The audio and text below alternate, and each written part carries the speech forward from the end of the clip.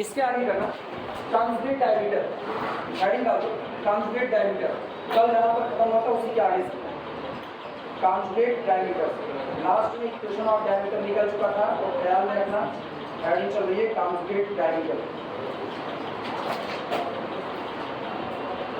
Translate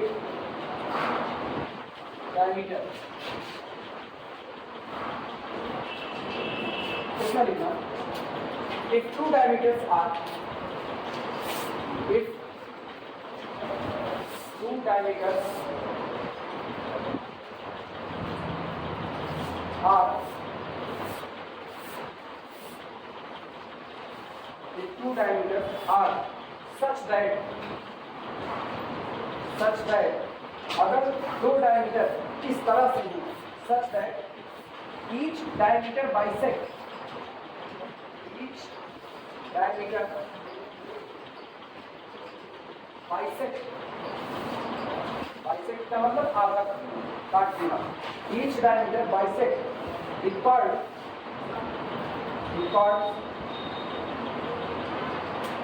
parallel to the other diameter, parallel to the other diameters,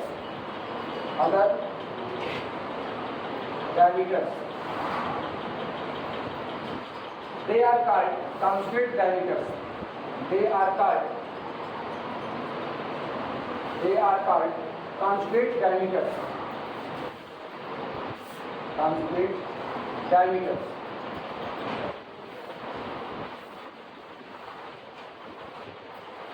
Conjugate diameter किसे कहते हैं समझना। जैसे एग्जांपल के तौर पर इसको निकले हैं, मान लो हमने कोई सर्कल ले लिया,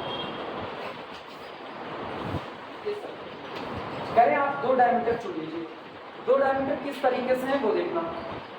if two diameters are such that each diameter, कि उनमें से प्रत्येक, आप किसी को भी चुन लो, उनमें से हर एक डायमीटर बाइसेक्ट आधा कर देता है द कॉर्ड्स, उन जीवाओं को आधा कर देता है, उन कॉर्ड्स को आधा कर देता है जो पैरेलल है किसके, to the other diameter.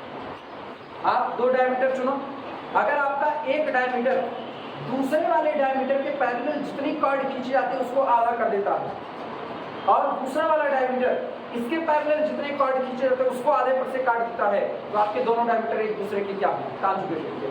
Figure से हम दो डायमीटर चुनते हैं, ये वाला डायमीटर चुन लिया और दूसरा वाला हम लोगों ने कोई मान लिया,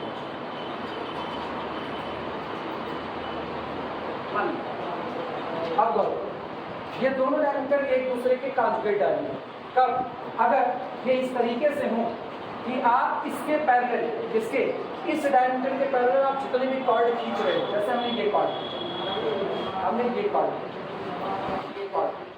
अगला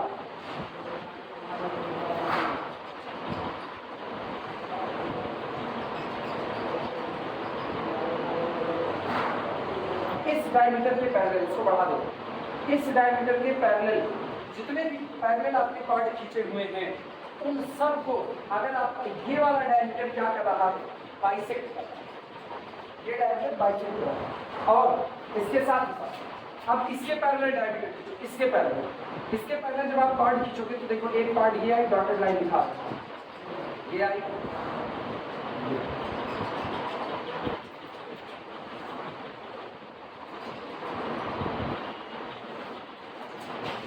और इस डायमीटर के पैरेलल जितने आपने कॉर्ड खींचे हैं उन सारे कॉर्ड को अगर ये वाला डायमीटर बाइसेक्ट कर रहा है तो दोनों डायमीटर एक दूसरे के क्या कर रहे हैं, कॉन्जुगेट डायमीटर।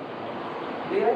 सर्किल में दो कॉन्जुगेट डायमीटर हमको बड़े आसानी से नजर आते हैं, बड़े आसानी से, एक दूसरे के परपेंडिकुलर ट्रेस कर दो बस, ये वाला और एक ये वाला।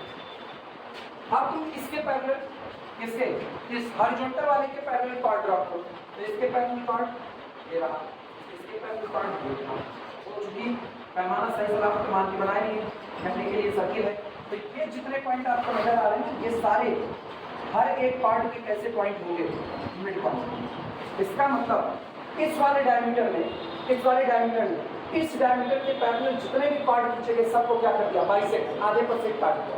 और अब यही काम, अब आप इसके पैरेलल ड्रॉ करो, जब इसके पैरेलल ड्रॉ करोगे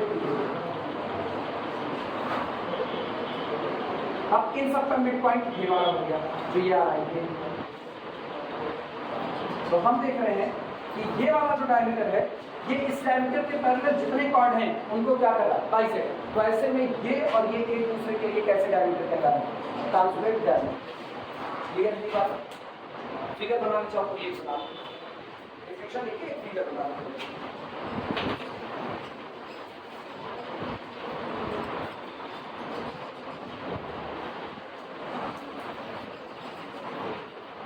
पैराबोला के लिए भी सेम थ्योरी होगी ना, हाइपरबोला में भी सेम थ्योरी, कोई अलग नहीं।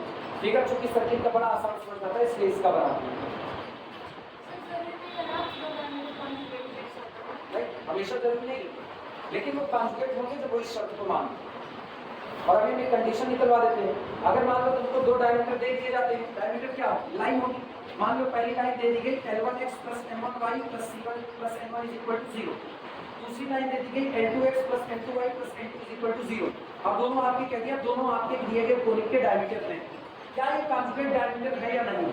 अगर ये पता करना तो एक शर्त दे दी, उस शर्त को भी निकाल करके दिखा देंगे। अगर वो शर्त पास होती है तो कॉन्जुगेट डायमीटर है, नहीं पास होती है तो नहीं।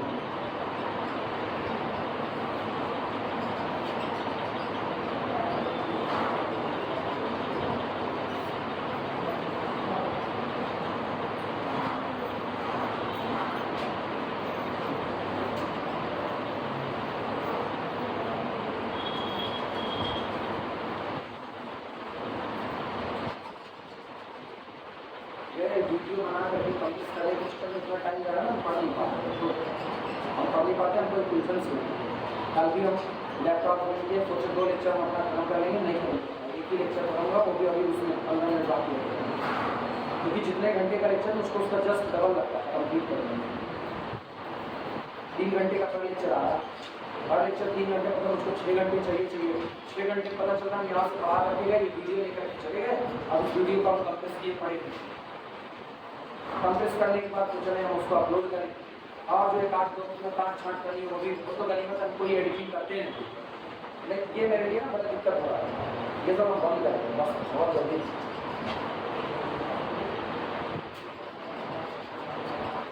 हम कोचिंग मटेरियल नहीं है, मेरे साथ सबसे बड़ी समस्या कोचिंग मटेरियल नहीं है। जैसे होता है ना, कुछ लोग होते हैं वो केवल शादी मटेरियल होते हैं, बस उनको कोई काम नहीं, उनको बस शादी करते हैं, उनको बस इतने वो शादी मटेरियल। कुछ लोग होते हैं ना खाली खाने वाले होते हैं, बस वो खाने की मटेरियल, उनको आप केवल खिलाते हो, उसे कोई काम वाम लगता है। ऐसे ही हम कोचिंग मटेरियल नहीं, एक बंदा होता है कोचिंग मटेरियल, सुबह से शाम तक उसको कोचिंग पढ़ता है, वो बड़े संतुष्टि से पढ़ाएगा सुबह से शाम तक। हम नहीं है, हम अपने आप को पढ़ने वाले हैं। हम अगर पढ़े ना उसको सुकून नहीं मिलता, अगर जो किताब रखे हैं उसको नहीं पढ़ रहे हैं हमको सुकून नहीं आता। शाम तक अगर हम लीनियर ओरिजिनल किताब में उठा लें, अनुत्तर में उठा लें, हमको बिल्कुल सुकून नहीं आता।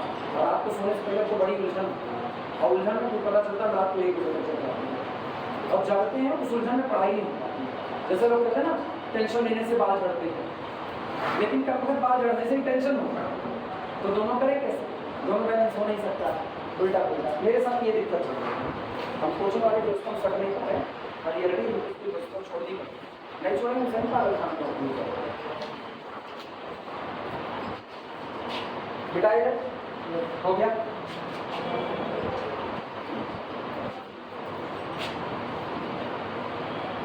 अगर पैराबोला के लिए ही दिखाना हो, देखो जैसे पैराबोला करें, हम पैराबोला पैरेलल कॉर्ड इकट्ठी करो सबसे पहले,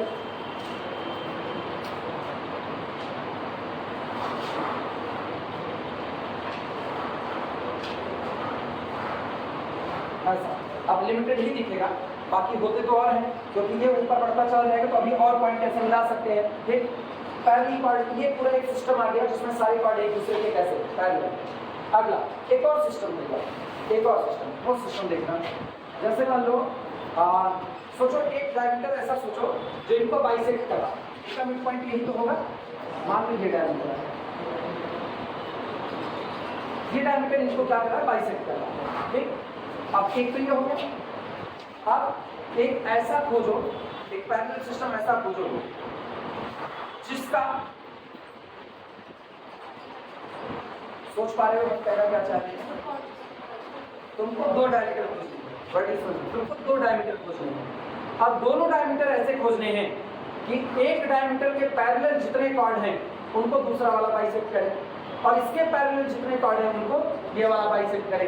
तो अभी आपने क्या किया, अभी आपने एक पैरेलल सिस्टम बनाया, पैरेलल सिस्टम। तो इसका मतलब आपका जो वो डायमीटर होगा वो इन्हीं के पैरेलल रहा होगा। चलो हम क्या देते हैं वो ये,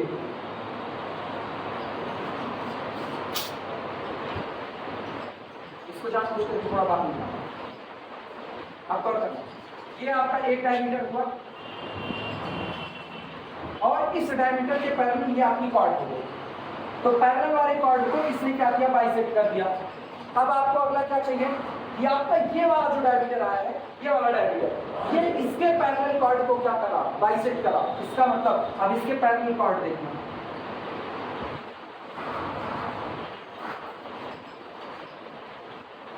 अब जो तुमको लग रहा है ना तो 2 पॉइंट पर टच होना चाहिए तो कॉर्ड नहीं है, ये पैराबोला ऐसे अभी और आगे गया होगा, ये नीचे जा करके मिलेंगे।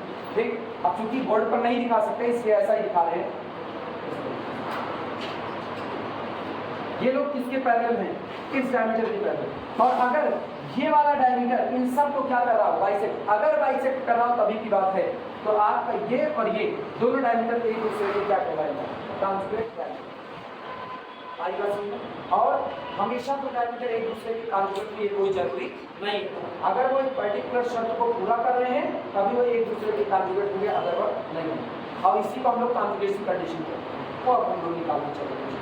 ये बातें समझ में आए तो सर्किल के लिए बनाना आसान है, इसलिए सर्किल का बना लेते हैं। पैराबोला मुश्किल है, इसलिए ओपन कर, ओपन करने में दिक्कत हमेशा यही आएगी कि आपको कितने पर रोक देने का काम होगा, जबकि रुकेगा नहीं, ये ऑनवर्ड ऐसे ही चलता रहेगा।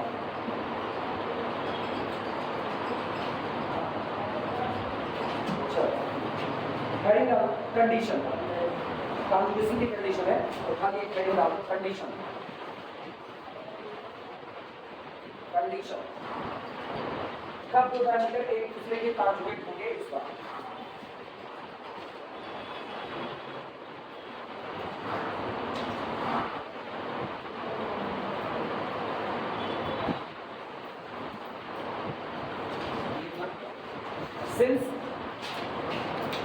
since equation of the diameter, since equation of the diameter,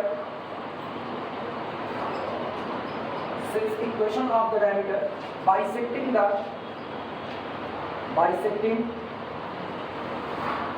chord, bisecting the chord parallel to y बराबर mx is parallel to y is equal to mx is। पुराना आर्टिकल वाला है, कल तुम लोगों को इक्वेशन ऑफ डायमीटर निकलवा देते। इक्वेशन ऑफ डायमीटर ये बताना, वो इक्वेशन ऑफ डायमीटर यूं ही नहीं था, वो उस डायमीटर का इक्वेशन था जिसका मिड पॉइंट आपको दिया गया। हाँ या ना, आर्टिकल चेक करो, आर्टिकल मिले इक्वेशन ऑफ डायमीटर देखो क्या लिखा है। हम लोग एक कोनिक माने थे f of x y is equal to 0, मिला f of x y is equal to 0 conic माना गया था। लास्ट में सॉल्व करते करते हम लोगों ने कहा था locus of the mid point x1 y1, locus of the mid point x1 y1 b a plus hm बाहर कितना x, फिर प्लस bh plus bm बाहर y plus g plus mf is equal to, यही आया था।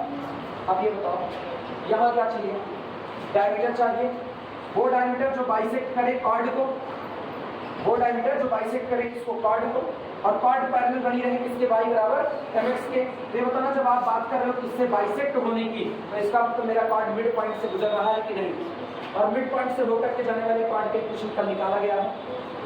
अभी पहले तो इस बात से सहमत हो कि हम पुराना इक्वेशन क्यों यूज कर रहे हैं, क्योंकि पुराना इक्वेशन उस कॉर्ड का इक्वेशन है जो कहाँ से गुजर रहा है, मिड पॉइंट से गुजर रहा है, और यहाँ उसको कॉन्जुगेट में वही थ्योरी अप्लाई करनी है।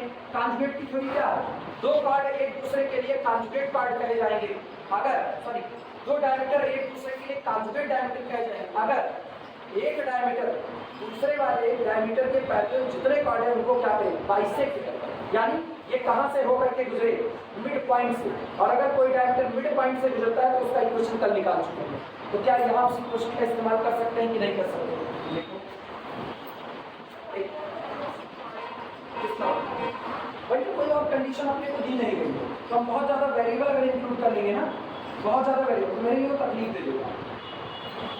दूसरी बात, y बराबर mx इसलिए भी मानना ज़्यादा मेरे लिए सही है क्योंकि बाकी जो भी कार्ड इसके पैरेलल आएंगे उनमें और इसमें केवल कितने का फर्क होगा, कांस्टेंट का, तो उनमें से कोई एक होगा जो ओरिजिन से पास हो जाएगा, वो y बराबर mx है, उसको लेकर के काम कर लिए, बाकी y बराबर mx प्लस c हो गया।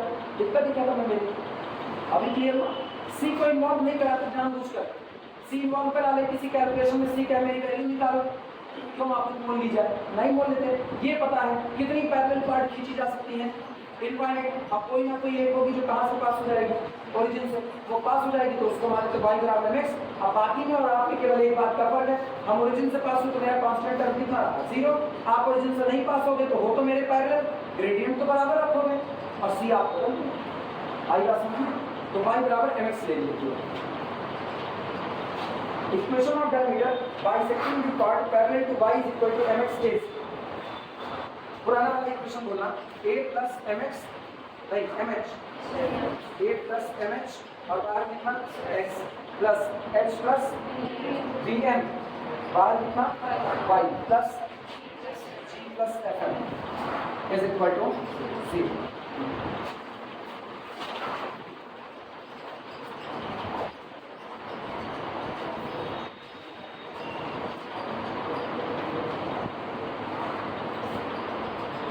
मानने न मानने से ना मेरे से तो कोई फर्क नहीं है, y बराबर चाहे mx ले लो चाहे y बराबर mx प्लस c ले लो, कोई फर्क ही नहीं पड़ता। अब सुनिए, ये इस पैरेलल है, ठीक, लिखना इफ या if it is parallel to, if it is parallel to y is equal to m dash x। अगर ये किसी और line y is equal to m dash x की कैसा हो गया, पैरेलल हो गया, if it is parallel to y is equal to m dash x। क्यों किसी और के पैरेलल करें, क्योंकि हम कह रहे हैं इक्वेशन ऑफ डायमीटर जो बाइसेक्ट करे उन पार्ट को जो y बराबर किसके पैरेलल हो, y बराबर mx के पैरेलल, ठीक। उसके बाद हम क्या करें, अब ये पैरेलल हो रहा है किसके, y बराबर m डैश x के, ये पैरेलल हो रहा है y बराबर m डैश। वापस सुनना, ये सर्किल, एक डायमीटर ये और एक डायमीटर, एक बार आपको पैरेलल वाला सिस्टम किसके लिए बनाना है, इनके लिए, एक बार पैरेलल का सिस्टम इनके लिए, तो इसको कह दो थोड़ी देर के लिए y is equal to mx और इसके पैरेलल आप किस दो, सॉरी ये तो डायमीटर है आपका ना,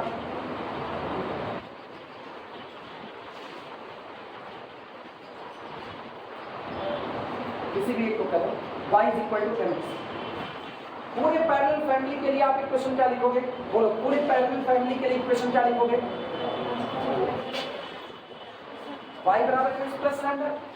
और उस फैमिली में एक पर्टिकुलर लैम्डा तो पैरामीटर है, वो अपने आप को बदलेगा, लैम्डा बराबर 0 सेट कर दो, तो इस पूरे परिवार का एक पर्टिकुलर मेंबर मान लीजिए आपको पढ़ लिया y इज इक्वल टू, ये मिला कि नहीं। आप शुरुआत क्या करें, इक्वेशन ऑफ डायमीटर, उस डायमीटर का इक्वेशन बाइसेक्टिंग द कॉर्ड, जो उन कॉर्ड्स को बाइसेक्ट करा, bisecting the chords parallel to the y बराबर mx, जो कॉर्ड कैसी हैं, y is equal to mx के पैरेलल है, उसका इक्वेशन आप लिख सकते हो a plus mh x plus h plus bm y plus g plus fm हो गया। अब ये डायमीटर आपका आ गया, लेकिन ये डायमीटर भी तो एक पैरेलल सिस्टम के साथ होगा, तो इसका मतलब अब ये वाला जो डायमीटर है, ये वाला, इसका इक्वेशन मान लो हमने निकाल दिया, इसका इक्वेशन आपका आया ना। लेकिन अब बारी है ये दूसरा वाला डायमीटर जो बचा है, ये दूसरा वाला, आपको दोनों को कॉन्जुगेट करना है, तो दूसरा वाला डायमीटर इसके पैरेलल जो कॉर्ड का सिस्टम आएगा उसको क्या करेगा, बाइसेक्ट करेगा, तो इसका मतलब ये भी तो किसी के पैरेलल चल रहे हैं। अब बोलो इसका, इस पूरे परिवार का क्या इक्वेशन लिखोगे, पूरे परिवार का y is equal to m dash x plus कितना लैम्डा। इसका अगर तुमने y बराबर mx प्लस लैम्डा माना है तो उसका ग्रेडियंट अलग होगा, क्योंकि दोनों पार्ट एक दूसरे के अभी क्या नजर आ रहे हैं, परपेंडिकुलर, तो क्या दोनों का ग्रेडियंट बराबर होगा, नहीं। तो इसका माना y बराबर mx प्लस लैम्डा, तो उसका मान लिया y बराबर m dash x plus lambda आया। और लैम्डा डैश कौन है, पैरामीटर, सेट करो lambda dash is equal to 0, तो इसका मतलब आपका ये डायमीटर चूंकि पूरे परिवार के पैरेलल है, इसलिए इस परिवार में कम से कम एक member y is equal to m dash x के पैरेलल होगा कि नहीं, सहमत हो इस बात से। और अगर इसके पैरेलल होगा तो अब आगे बात, यही बातें इसमें समझने की हैं और बाकी इसमें कुछ रखा नहीं, बाकी सब क्योंकि ये जो लाइन चलती है ना, ये लाइन आपको कनेक्ट करनी है आपके साइड से, इनको जोड़ रहे हैं।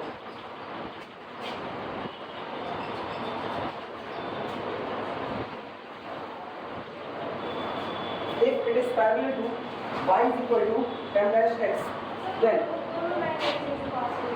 how many नहीं हो सकती, ऐसा कैसे हो सकता है? कितने पैरेलल, अच्छा एक लाइन के पैरेलल कितनी लाइन की ट्रेस कर सकती है, सोच के बताओ मुझे। एक लाइन के पैरेलल कितनी लाइन ट्रेस कर सकती है? इनफाइनाइट। अब उस इनफाइनाइट लाइन में क्या कोई ओरिजिन से नहीं गुजरेगी? किसको? बच्चे अगर हम ये मान लें कि हमने पूरे प्लेन में ओरिजिन को छोड़ दिया, हम सर्किल यहाँ बना, सर्किल यहाँ बना, तब पर भी एक लाइन ऐसी होगी जो ओरिजिन का, तब पर भी हाँ दूसरी भी पास होगी, दूसरी भी पास होगी।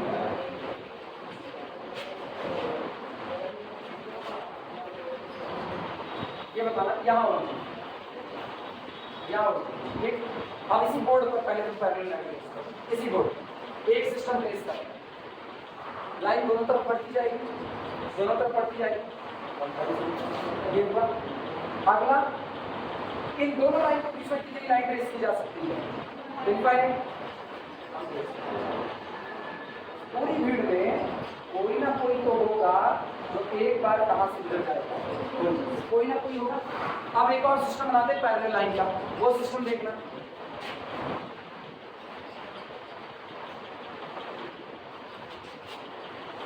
अभी बताओ पैरेलल लाइन का सिस्टम है कि नहीं, ओरिजिन से गुजरा कि नहीं गुजरा? अगला एक और बनाते हैं, अभी क्या है और देखना।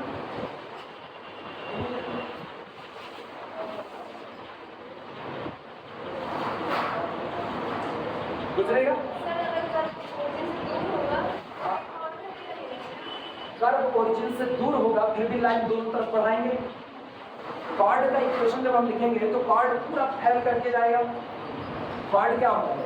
कर्व के दो पॉइंट को मिलाने वाली लाइन, दोनों लाइन को आगे बढ़ाओ तो एक बार वो ओरिजिन से टकराएगा कि नहीं। दिक्कत ये है जब आपको कोई इंफॉर्मेशन नहीं दी जाती है ना, तो आप अपना दायरा समेट लो। इंफॉर्मेशन दी जाती है, और से सुना, अगर इंफॉर्मेशन दी जाती तो बिल्कुल हम तो कॉर्ड का इक्वेशन निकालते y बराबर mx प्लस c, लेकिन फिर c जो पैरामीटर है उस c के आप इक्वेशन को निकालो, c की वैल्यू निकालने के लिए आप वैल्यू दीजिए। वैल्यू तो आपको पता है नहीं कि पता है तो नहीं पता। दूसरा, कोनिक में हम लोग सारी बातें किस पर कर रहे हैं? इलिप्स, पैराबोला, हाइपरबोला, बेसिकली तो अपने यही कर रहे हैं, इलिप्स, पैराबोला, हाइपरबोला। और इन सारे परिवार में मेंबर वो जरूर होते हैं जो आपके ओरिजिन से गुजरते हैं, तो एक किसी एक परिवार के लिए काम कर लो, बाकी के लिए काम हम वर्ड कर लेते हैं। हम बताइए क्या करेंगे? जिस दिन मेरा कोनिक ओरिजिन से नहीं गुजरेगा ना, हम शिफ्ट कर देंगे ओरिजिन को, शिफ्टिंग ऑफ ओरिजिन। ये पढ़े नहीं पढ़े, तो जब मेरे लिए वो मुश्किल काम आएगा ना, तो ओरिजिन को शिफ्ट कर लेंगे, तब की दिक्कत नहीं है। मान लो मेरा कोनिक ओरिजिन से नहीं पास होता, कहीं अल्फा बीटा गामा से अल्फा बीटा से पास होता है, तो हम अल्फा बीटा को ही ओरिजिन मानेंगे और अल्फा बीटा को ओरिजिन मान करके इक्वेशन लिखेंगे। लेकिन अब अल्फा बीटा जो ओरिजिन होगा वो कौन होगा? वो 0 0 नहीं होगा। ये बताओ, चेंज ऑफ एक्सिस पर शिफ्टिंग ऑफ ओरिजिन पढ़े हो नहीं पढ़े?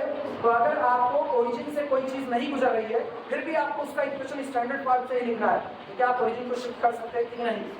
अब अल्फा बीटा को हम लोग क्या मान लेते थे? ओरिजिन। तो मेरे लिए अगर ओरिजिन का काम हो गया ना, तो शिफ्टिंग ऑफ ओरिजिन से हम लोग बाकी का काम आसानी से कर सकते हैं। अभी दिक्कत दूर हुई? हाँ, यही सारी क्योंकि डेटा नहीं है। जब डेटा नहीं है तो आर्टिकल आप पर्टिकुलर केस में पढ़ रहे हो, और पर्टिकुलर केस में ओरिजिन मान लो कि ओरिजिन से कोई ना कोई पास हो। अभी क्लियर हुआ? अभी और कंफ्यूजन तो बोलो, चेंज ऑफ एक्सेस भी लगाया जाएगा ना, फिर तो सारे रास्ते। ज्योमेट्री में बाउंड्री तो नहीं है।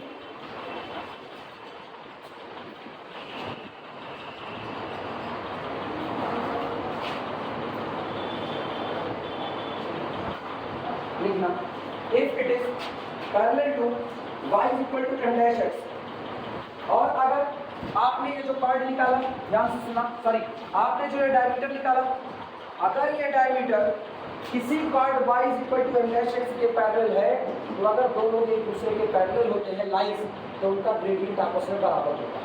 हाँ या ना? If it is parallel to the y is equal to m dash x, then इसे equation number 1 then gradient of one is equal to कितना एम डैश, तब इसका ग्रेडियंट बराबर हो जाएगा किसके एम डैश के। इसका मतलब what this implies that m dash is equal to, इसका ग्रेडियंट बोल सकते हो minus the coefficient of x divided by coefficient of y, यानी this implies that m dash is equal to minus coefficient of x कितना a plus mh upon अगला formula h plus note करो शर्त आ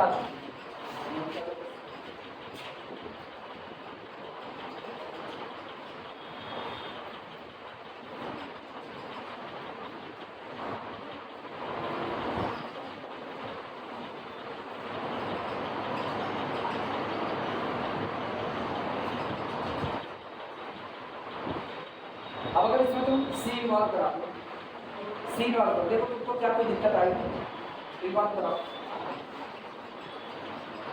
इसको लो parallel to y बराबर mx plus सी, तो equation यही बनेगा। अगर हम इसको ले लेते हैं y equal to mx plus c, equation यही मिलेगा और इसको पैरेलल निकालते हैं y equal to m dash x plus d, y equal to m dash x plus d। Constant term का क्या कोई रोल आया? नहीं। अगर दोनों एक दूसरे के पैरेलल है तो केवल ग्रेडियंट का ही तो दिक्कत है, तो ग्रेडियंट तो आपके बराबर हो गए, कांस्टेंट का तो रोल ही नहीं आया। तो अगर आप चाहो तो आप y इक्वल टू mx से लिखो और आप चाहो तो y equal to mx plus c से लिखो, तब भी आप लिखो, दोनों तरफा नहीं फंसे आप। अपने लोग ना अपने आप को सेंटर्ड करते हैं कि अब ठीक है ओरिजिन से पास होगा तभी हम करेंगे, तो हम लोग y बराबर है तो y बराबर m डैश x लिखना चाहो तो y बराबर mx प्लस c लिखो, कोई दिक्कत नहीं। और हम बताएं पहले अगर कहीं फंसने लगेगा, अगर कहीं मान लो गणित है कोई ऐसा केस हुआ मेरी भी आपके आगे से ना गुजरा हो, हालांकि बस इससे ज़्यादा क्या होगा, लेकिन मान लेते हैं चलो एक बार के लिए कि ना गुजरा हो तो शिफ्टिंग ऑफ ओरिजिन मेरे पास हमेशा बचता है। हम वो काम बताएंगे क्रॉस मल्टीप्लाई करके देखो क्या मिलेगा तुमको, क्रॉस मल्टीप्लाई कर दो, दिस इंप्लाइज दैट यहाँ से आपको मिलता है a plus m h plus m dash into h plus b m is equal to 0। हाँ या ना? कुछ नहीं किया, इसको इधर ले लिया तो कितना हुआ m dash into h plus b m, और इधर को माइनस के साथ उसको इधर ट्रांसफर कर लो तो a plus m h plus m dash h plus कितना बी एम लिखा जा सकता है। इसको और सिस्टमेटिक कर लो,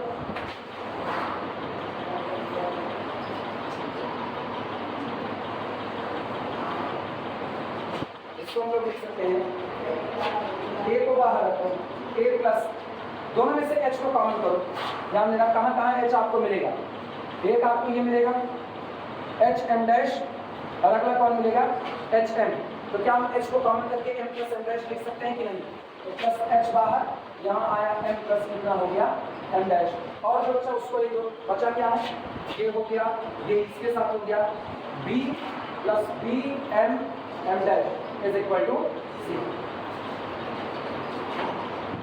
इट इज कंडीशन, यही वो शर्त है, इट इज कंडीशन दैट लिख कर लिख रहा हूं, it is condition, it is condition that ये वो शर्त है कि y is equal to m x and y is equal to m dash x b parallel to conjugate diameter,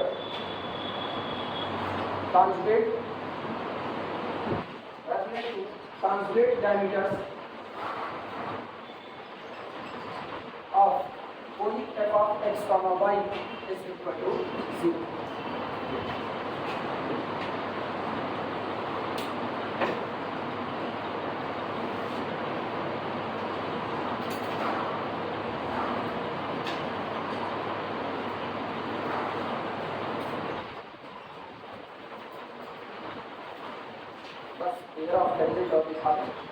उसके बाद चलते हैं दो मेडिकल करा करके और सीधे आए कंसल्टेंट, जो सबसे मेन कोर्स है consultant.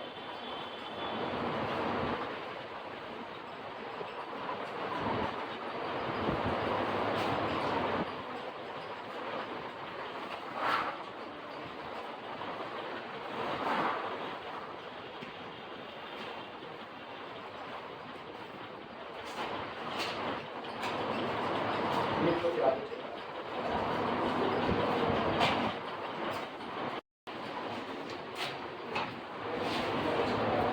Low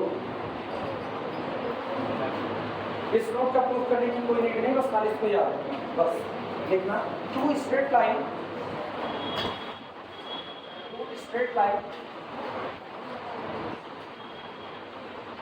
two straight lines given by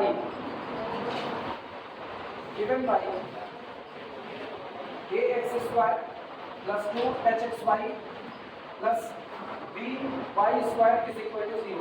ये बताओ सेकंड डिग्री का होमोजेनियस इक्वेशन लाइन रिप्रेजेंट करता है। इंटर में पढ़े हो हाँ या ना पढ़े हुए हो? तो ये सेकंड डिग्री का एक होमोजेनियस इक्वेशन है। ये आपको क्या देगा? पेयर ऑफ स्ट्रेट लाइन देगा।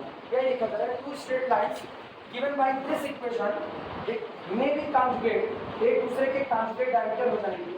मे be conjugate diameter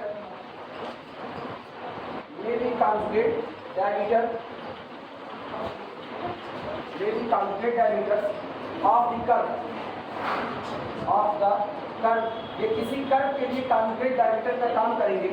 of the curve ax square plus 2hxy plus by square is equal to 1 if यदि ab plus ba minus 2h into capital H is equal to 0।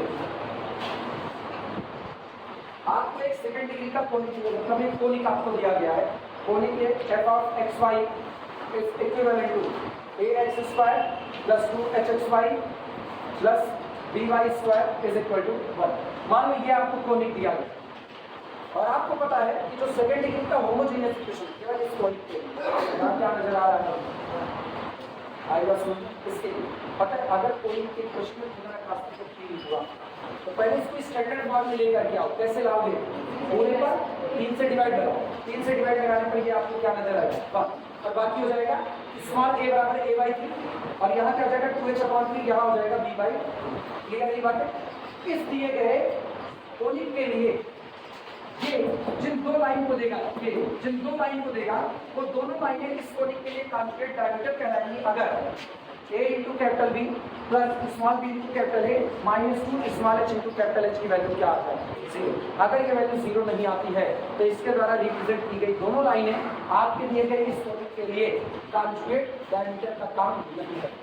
और अगर इसकी value 0 आ जाती है तो इससे मौजूद दोनों लाइन जो भी लाइन इसमें मौजूद हैं वो दोनों लाइन आपके दिए गए कोनिक के लिए किसका काम करेंगे? कॉन्जुगेट डायमीटर का काम। ठीक, लिख करके ये शब्द इसका उस किताब में दिया गया, हमें इसकी दूसरी रीडिंग फिर भी पढ़ना चाहना तो किताब में यूज करें और आसान है, मुश्किल नहीं, सीधे छोड़ो। जैसे मान लो एग्जाम्पल के तौर पर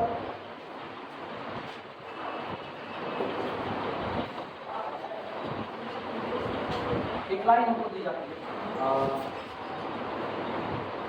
3x square plus 8xy plus 5y square is equal to 0।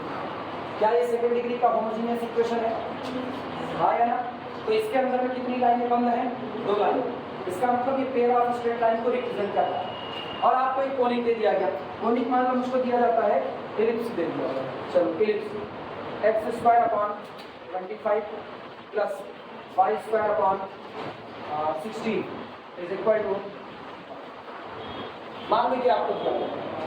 अब मुझको ये देखना है क्या इससे रिप्रेजेंट दोनों लाइनें उसके लिए कॉन्जुगेट डायमीटर का काम करेगी या नहीं करेगी। तो पहले मुझको उसको स्टैंडर्ड फॉर्म में लिखना होगा। उसका स्टैंडर्ड फॉर्म को याद करो। तो इसका स्टैंडर्ड फॉर्म का 1/25 इंटू कितना प्लस 0 इंटू xy, जो कि xy का टर्म तो है नहीं, प्लस 1/16 इंटू कितना y square is equal to कितना। क्या अब स्टैंडर्ड फॉर्म में आ चुका है?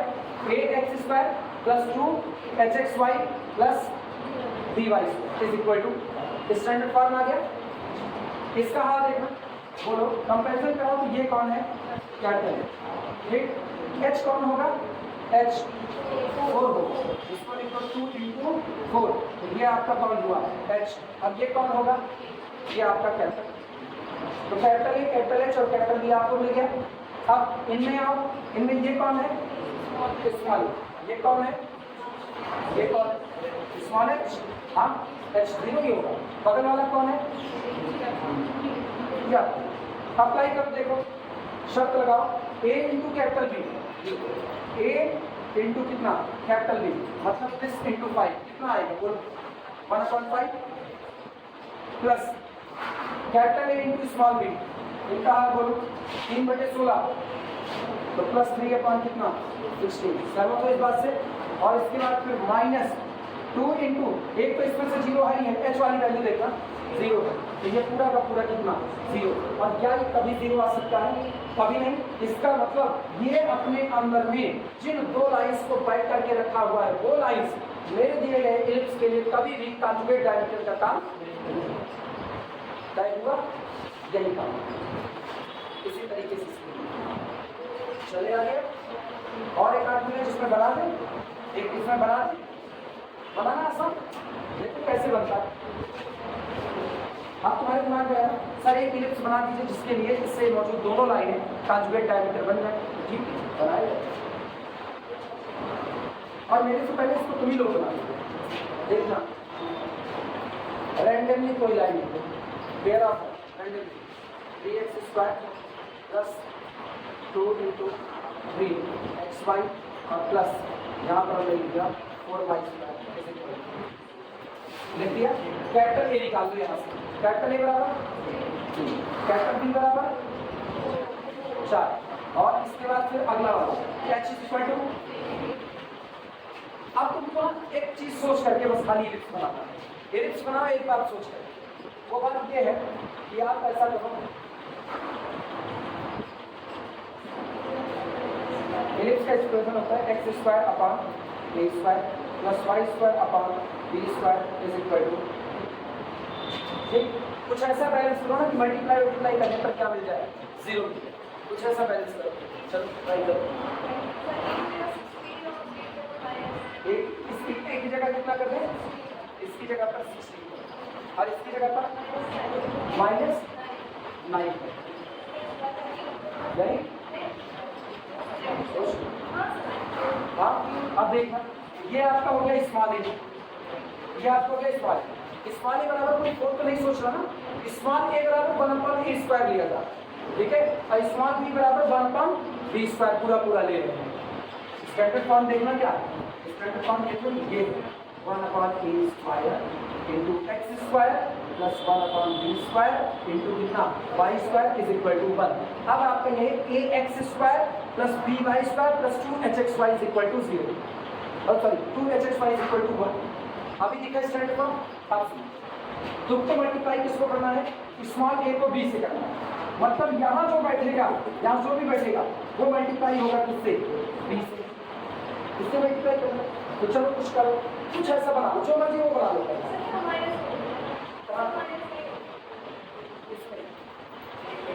उसमें माइनस वैसे नहीं है, तो होल स्क्वायर लगा हुआ है, तो इसमें क्या करते हैं, किसको माइनस करें बोलो, b को या h को, किसको करें, b को,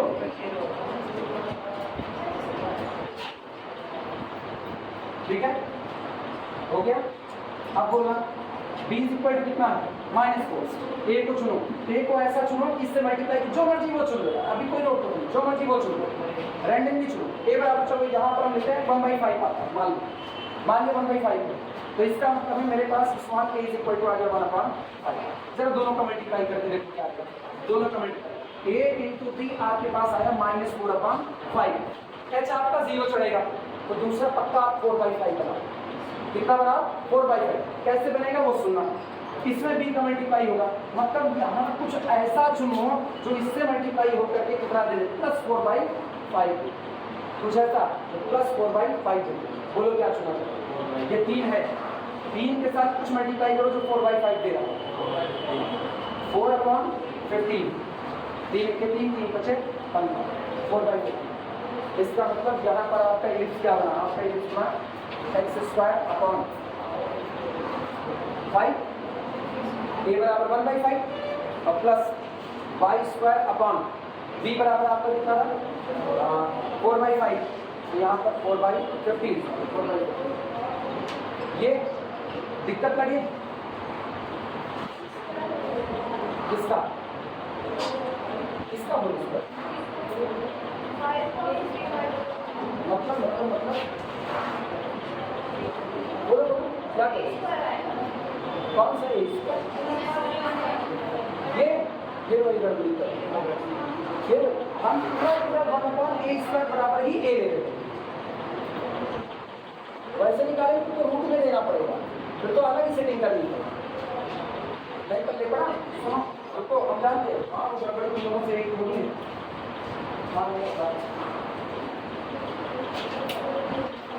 जरा अपने इक्वेशन को ध्यान दो, सब मिटा रुको। जनरल इक्वेशन ऑफ कॉनिक क्या लिखना है?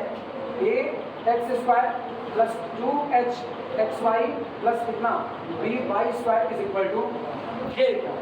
जरा एलिप्स का इक्वेशन लिखो, एलिप्स का तो एलिप्स का इक्वेशन क्या होता है? x² अपॉन कितना a² प्लस y² अपॉन कितना b² इज इक्वल टू कितना ये होता है। तो मेरे लिए 1/a² किसकी जगह आया? a की जगह पूरा 1/b² मेरे लिए किसकी जगह आया? b की जगह। और यहाँ h की जगह मेरे पास कौन आ गया? 0 आ गया। अभी बात समझ में आई? अब चुनो, अब शर्त ये रही सामने a into capital B plus B into ये तो लिखा ही। आओ चुनते हैं लाइन, सबसे पहले चुन लो अपनी मर्जी से लाइन। जैसे मान लो लिख लेते हैं 2x², इसके बाद फिर अगला हम लोग ले लेते हैं -3xy और अगला हम लोग ले लेते हैं -8y² इज इक्वल टू 0। चुन लो। अब इसका कंपैरिजन बगल वाले से करा लो। कहाँ गया? ये लाइन का ये यहाँ से इसका कंपैरिजन करा। बोलो क्या चुनोगे? स्मॉल कैपिटल ए बराबर मिल गया। अगला बोलो कैपिटल H बराबर -3/2 और कैपिटल B बराबर कितना -8 चुन लिया। अब क्या करना है? इसके नीचे हम रख रहे हैं कैपिटल ए का मल्टीप्लाई किससे होना है? कैपिटल ए का स्मॉल b से होना है। तो इसके नीचे मुझको स्मॉल b को चुनना है। आया कैपिटल B का मल्टीप्लाई किससे होना है? तो इसके नीचे मुझे स्मॉल a चुनना पड़ेगा और कैपिटल H का मल्टीप्लाई स्मॉल h से होना है तो स्मॉल h चुनना पड़ेगा। अब ये तय बात है एलिप्स के इक्वेशन में xy का कोई टर्म होता नहीं तो ये तो पक्का कितना चढ़ गया? 0। आपको इन दोनों को ऐसा चुनना है कि मल्टीप्लाई होकर जुड़ने के बाद क्या आ जाए? 0 ऐसा चुनना। तब इससे रिप्रेजेंट किया गया जो दोनों लाइन है वो आपके दिए गए एलिप्स का क्या बन जाएगा? कॉन्जुगेट डायमीटर बन जाएगा। ठीक, अब गौर करना। आओ यहाँ बोलो a बराबर कितना? a बराबर कितना 1/a²। अब b बराबर कितना? 1/b²। अभी ये बात समझ में आ रही? अब हम a चुन रहे हैं, दिमाग दौड़ाना। मतलब इसका मतलब जो हम a चुनेंगे वो किसकी जगह रखा जाएगा? 1/a²। अब ये नहीं कि तुम a बराबर 5 चुन लो तो तुम रखो 1/25 नहीं। a बराबर 5 का मतलब हमने 1/a² कितना चुना? 5। अगर हम कह रहे हैं कि हम इस b की जगह पर 8 चुन रहे हैं तो इसका मतलब 1/b² कितना दिया गया? 8 दिया। अभी बात समझ में आई? स्टैंडर्ड से कंपैरिजन कराते वक्त अदला-बदली थोड़ी। ये तकलीफ किस लिए हो रही है? क्योंकि ये दोनों ना सेम टू सेम नजर आते हैं। अगर ये बवाल से बचना है तो इसको कर दो a' h' b'। अभी दिक्कत है, अभी समझ में आई बात? देखना अभी ये दिक्कत दूर हुई। हाँ अब चलो चुनने की तैयारी करो। बोलो a' इधर और b' इधर। h आपको नहीं चुनना, h आपका एलिप्स के केस में क्या बना रहेगा? 0। बोलो क्या लिया जाए? इसको ले लो 8 2 16 प्लस 16 और इसको ले लो 8 2 16 -16। अब बोले एलिप्स का इक्वेशन क्या बना? एलिप्स का जो a' है वही 1/, कौन है? a²। तो 1/a² कौन हो गया आपका? 8 हो गया। आया ना? जो आपका b' है वही कौन है? 1/b²। वो आपका कौन हो गया? 2 हो गया। तो बोलो एलिप्स का इक्वेशन क्या बना? एलिप्स का इक्वेशन x² अपॉन आगे इसके कोएफिशिएंट 1/a² मतलब कितना? 8x² प्लस अगला बोलो y² के आगे इसका कोएफिशिएंट कौन है? 1/b²। 1/b² कितना? 2 इज इक्वल टू कितना? 1। घटाओ साइड से घटाओ x² अपॉन 1/8 और plus y² upon 1/2 is equal to. इस एलिप्स के लिए इस इलिप्स के लिए इसके द्वारा रिप्रेजेंट की गई दोनों लाइनें किसका काम करेंगी? कॉन्जुगेट डायमीटर का काम करेंगी। बनाना है इसको तकलीफ है, बोलो कि तुम लोगों से बनवाए लेना। अभी दिमाग कहाँ भटक रहा है बताओ? समझ नहीं आया क्या आया? आया ना? वो दिक्कत पता चली कहाँ ले रही थी? हाँ, मेन दिक्कत वही थी कि वो तुम लोग ना ए को पलट के 1/a स्क्वायर कर देना ना, वो मत करो।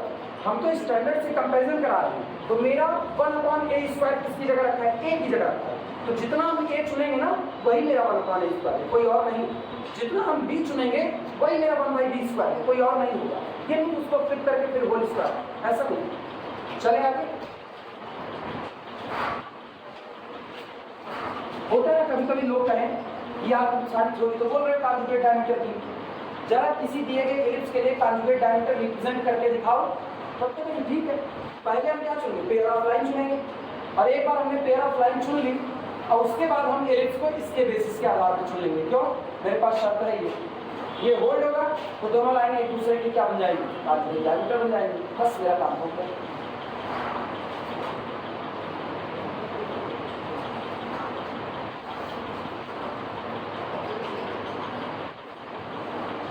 सर्किट के लिए कहें तो बना सकते हो? सर्किट के लिए बन जाएगा? नहीं बन सकता। सर्किट का जनरल फॉर्म इक्वेशन लिखना जानते हो ना? x माइनस अल्फा का whole square plus y minus beta का whole square is equal to distance, यही तो होता है डिस्टेंस r स्क्वायर। और बाद में ओपन करो तो सर्किट की इक्वेशन में आपको x स्क्वायर का टर्म मिलेगा, y स्क्वायर का मिलेगा, आया ना? x का मिलेगा और y का मिलेगा, कोई फर्क नहीं पड़ता, अपने लोग बना करके लिख सकते।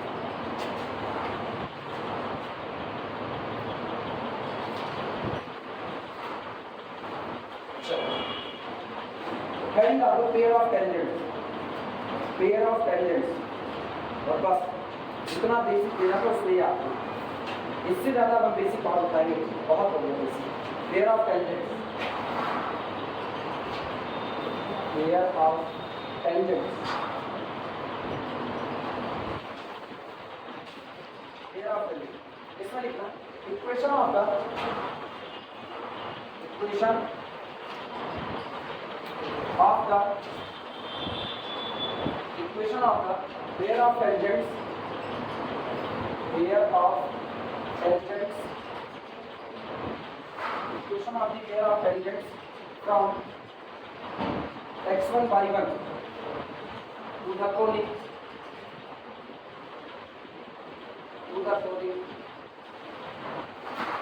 s of xy is equal to 0 is capital S S1 is equal to capital, मान लो ये आपको पैराबोला दिया गया, मान लो पैराबोला दिया गया, तो पैराबोला का आपको कोई ना कोई इक्वेशन दिया जाएगा। पैराबोला क्योंकि x और y प्लेन में मौजूद होता है तो इसका इक्वेशन लिख दिया x y, s is the function of x y। अच्छा हाँ, पहले वाली गड़बड़ी, s S1 is equal to t square. कल वाली गलती अभी भी गई नहीं,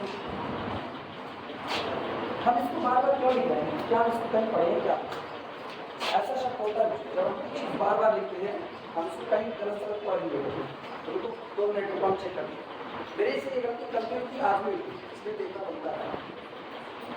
कॉन्जुगेट डायमीटर हो गया,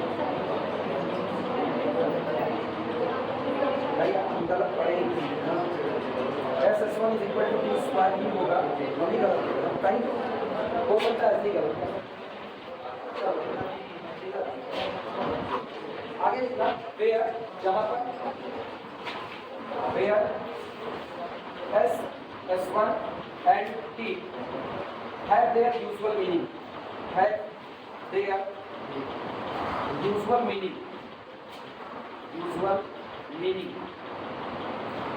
समझो इसका। मान लो आपको कोई पैराबोला दिया जाता है s of x y is equal to 6 और आपको एक पॉइंट दिया जाता है, इस पॉइंट से आप इस पैराबोला पर दो टेंजेंट ड्रॉ कर सकते हैं। जैसे मान लो यहाँ पर पॉइंट, ठीक, यहाँ पॉइंट दिया, अब इस पॉइंट से आप इस पर दो टेंजेंट ड्रॉ कर सकते हो, एक यहाँ से जाए, अब दूसरा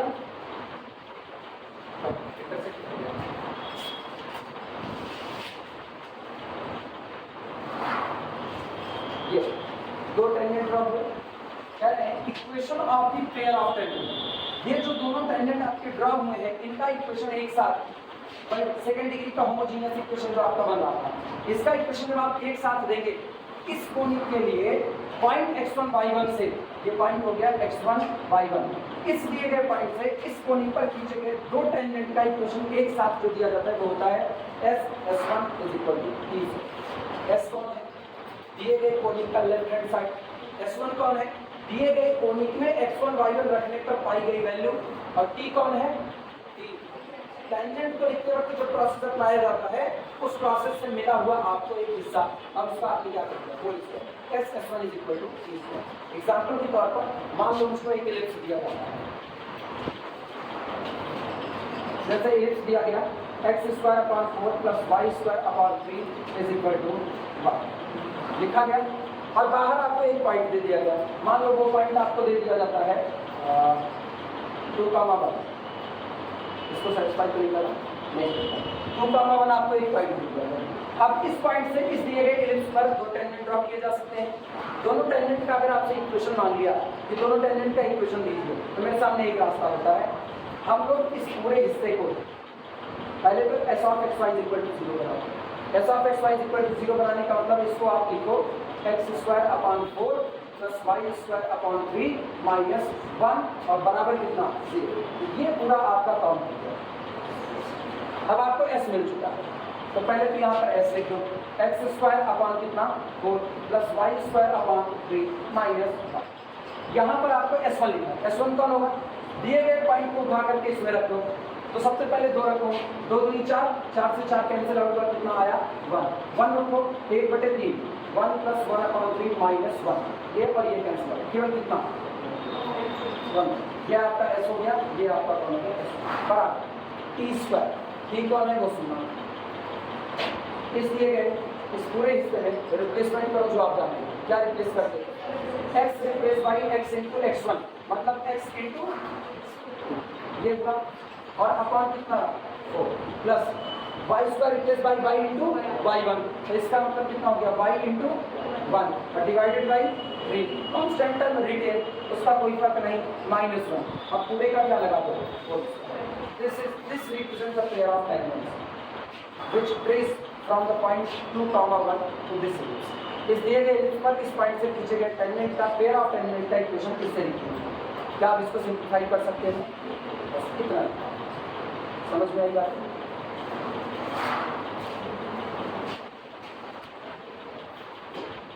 भाई यहाँ पर लिखा गया है s1 and t factor t have their usual meaning, ये अपनी वही मीनिंग रखती है जो इनके पास। चलो ठीक है, तुरंत 3 न्यूमेरिकल लगाते हैं, 3 न्यूमेरिकल लगा करके हम लोग मेन कोर्स कंफोकल कराते हैं। हम बहुत देर से इसी प्रोग्राम पे कंफोकल शुरू करते हैं, उसको टेंशन ले रहा है और इससे ज़्यादा बेसिक नहीं है, ठीक है। हम तुमको ईमानदारी से बताएं, इतने में से यूनिवर्सिटी में नहीं पूछे, इतने में से अब यही पूछेगी जहाँ से पढ़ाने का, लेकिन मेरी मजबूरी है हम इसको तब तक नहीं पढ़ा सकते जब तक हम ये सारा बेसिक नहीं, इसीलिए हम इस पर केवल 3 न्यूमेरिकल लेंगे, केवल 3, बाकी हमारा कंफोकल ये पूरा लिखने को बताएगा।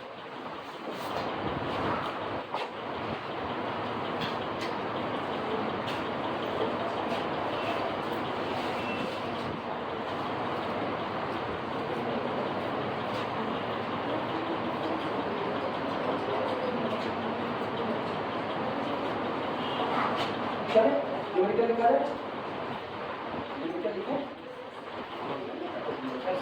वाक्य इतना पढ़ता है, इतना पढ़ते कौन गुस्सा और पढ़ाए तो गुस्सा।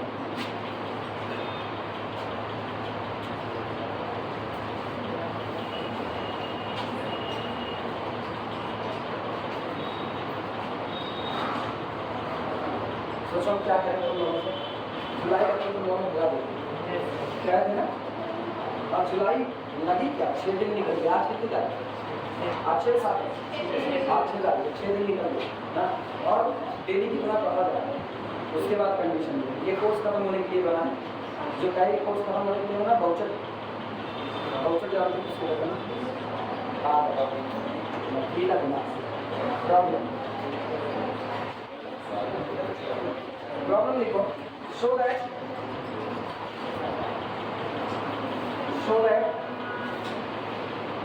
5x square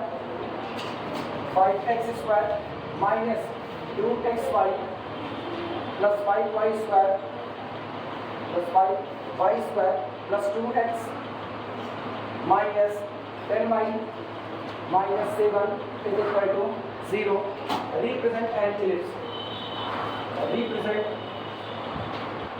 Represent an ellipse.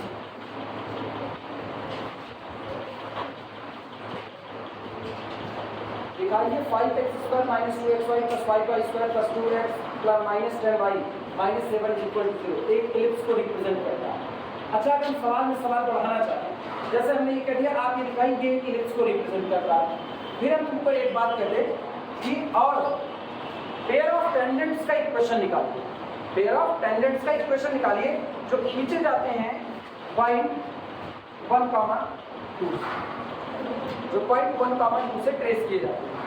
अब गौर करना पहले तो तुम ये वेरीफाई करो 1, 2 क्या आपके एलिप्स का पॉइंट तो नहीं है। पहले तो ये वेरीफाई क्या ये 1, 2 आपके एलिप्स का पॉइंट तो नहीं है। क्योंकि अगर ये पॉइंट का एलिप्स पर ही हुआ ना तो क्या टेंजेंट ड्रॉ कर पाओगे। इसी कोनिक पर एक पॉइंट दिया गया क्या टेंजेंट देखिए एक से ज्यादा तब पेयर ऑफ लाइन नहीं मिलेगा तब आपको केवल एक लाइन मिलेगी। आई बात समझ में। तो पहले चेक किया करो क्या ये पॉइंट आपके एलिप्स पर है कि नहीं। चेक करो एक रखो तो पहला आपको कितना मिला 5 माइनस 2 × 2 माइनस 4 और फिर कितना 2 दूनी 4 5 और 20 ये हो गया। और फिर x की जगह 1 रखो तो प्लस कितना 2 और 10 × 2 20 और माइनस 7 ये प्लस 20 ये माइनस 20 सॉरी ये माइनस 20 ये प्लस 20। उसके बाद फिर अगला कौन 7 ये माइनस के साथ 7 4 11 और इधर से 5 2 7 इधर से प्लस 7 माइनस नहीं होगा नहीं। मतलब ये पॉइंट आपके एलिप्स पर मौजूद नहीं। अब मेरा काम अब सुनो अगर हम तुमसे ये मान लें मान लो हम तुमसे कह दें इसी में एक बात और होगा इस दिए गए पॉइंट से किस एलिप्स पर खींचे गए जो दो टेंजेंट हैं उनका पेयर ऑफ टेंजेंट का इक्वेशन निकाल सकते हो। कैसे निकालोगे पहले तो इस पूरे को लिखो कि ये पूरा दिया गया f of x, y is equal to मिल गया। तो पेयर ऑफ टेंजेंट में ये पूरा का पूरा लेफ्ट हैंड साइड उठा करके ये चिपका देंगे 5x square minus 2xy plus 5y square plus 2x minus 10y minus कितना 6 this is equal to capital. और अगला आपको क्या लिखना है S1 अभी तो S1 निकाले तो कितना है अभी निकाले -4 ना तो ये आपका होगा -4 आया ना। हम ना -4 बोलने वाले थे फिर हिंदी -4 बोलने वाले थे फिर दोनों का मेरे दिमाग में फ्यूजन हो गया -4 बोलने वाले थे मतलब कहीं और उल्टा उल्टा तभी हम रुक गए ये तो उल्टा हो रहा है ऐसा नहीं हो गया इज इक्वल टू टी आओ टी स्क्वायर क्या होगा इसमें रिप्लेसमेंट डालते हो ना इसमें रिप्लेसमेंट कैसे करोगे। अब आपको पॉइंट 1, 2 पर क्या लिखना है टेंजेंट जिसका लेफ्ट हैंड साइड आपको चुनना है तो कैसे करोगे 5 × x आया ना और x1 की जगह कौन आया 1 हम केवल सिखा रहे हो पढ़ाएंगे परेशान नहीं 5 × x माइनस ये वाला टूट जाएगा x1y प्लस xy आया ना 2xy break into the x1y plus xy सहमत हो इस बात से। अगला बोलो प्लस 5y y1 और प्लस इसको तोड़ो x प्लस x1 और minus 5 × y plus y 5 × 10 2y और 5 से रीड करो। अब अगला काम आप क्या करोगे अगला काम आपको चाहिए टी स्क्वायर तो ये आपको जो मिला इसमें आप x की जगह पर क्या पुट कर दोगे 1 और y की जगह क्या y1 की जगह क्या आपको 3 मिल जाएगा कि नहीं पूरे का होल स्क्वायर लगा देना क्या मिलेगा टी स्क्वायर उठा करके यहाँ बगल में। Now this represents the pair of tangent which drawn to the ellipse from the point 1 comma, कर सकते हो कि नहीं? चलो इलिप्स चेक करते हैं क्या ये इलिप्स की एक्चुअली सवाल ऐसे ही, सवाल जो है इंट्रो में ऐसे ही सवाल है, पता करो इलिप्स है कि नहीं, पता करो पैराबोला है कि नहीं, बाहर दिए गए पॉइंट से पेयर ऑफ टेंजेंट निकालो, कॉन्जुगेट डायमीटर निकालो, सबका इक्वेशन तो निकलवाना बता दिए हैं। तो अब अगर तुमको आर्टिकल याद टकराएगा नहीं, हिंदी बोलना नहीं पूछेगी यूनिवर्सिटी, लेकिन फिर भी अगर पूछ ली और तुम सही सलामत पीछे तैयार किया, ये तुम लगा सकते हो।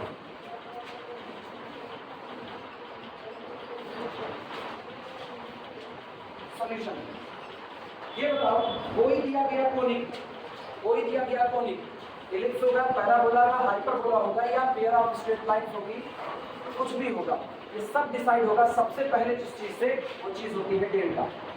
हाँ या ना? Delta is equal to the determinant a b c f g h. हाँ या ना? और इसको भी एक्सपेंड करके लिखते हैं a b c plus 2f g h minus, याद आ रहा है? A g square b f square ऐसा कुछ लिखूंगा, उंगली यादें बची हैं। इसका मतलब वो पूरी कंडीशन जो है वो पूरा क्या हो जाए, दो केस हो सकते हैं, या तो आपका डेल्टा क्या हो जाएगा और या तो आपका delta does not equal to, जिस दिन खुदा न खास्ता डेल्टा 0 हो गया, इलिप्स पैराबोला हाइपरबोला सब स्वाहा, उस दिन आप लाइन पर सिमट जाओगे। हाँ, तो इसका मतलब आपको क्या चाहिए, इलिप्स, तो पक्की बात है आपका delta does not equal to क्या आना चाहिए। और जब ये हो जाए फिर अगला केस मेरा होगा ये कैलकुलेट करना, एच स्क्वायर माइनस ए बी, और H square minus A B is equal to 0, H square minus A B greater than 0, H square minus A B less than 0, ऐसे ही तो केस बने थे। और इससे डिसाइड होता है कि आपका पैराबोला आएगा, हाइपरबोला आएगा या इलिप्स आएगा। तो दो क्वांटिटी कैलकुलेट करनी है, कौन कौन सी, डेल्टा और एच स्क्वायर माइनस ए बी। शब्द याद है ना पीछे वाली, नहीं याद होगी तो पलट करके देख लेना। चलो शुरुआत करते हैं। इलिप्स के लिए अगर तुमको धुंधली यादें ताजा हो तो शायद एच स्क्वायर माइनस ए बी नेगेटिव आना चाहिए, याद आया? एच स्क्वायर माइनस ए बी लेस देन 0, तो आपका इलिप्स रिप्रेजेंट है।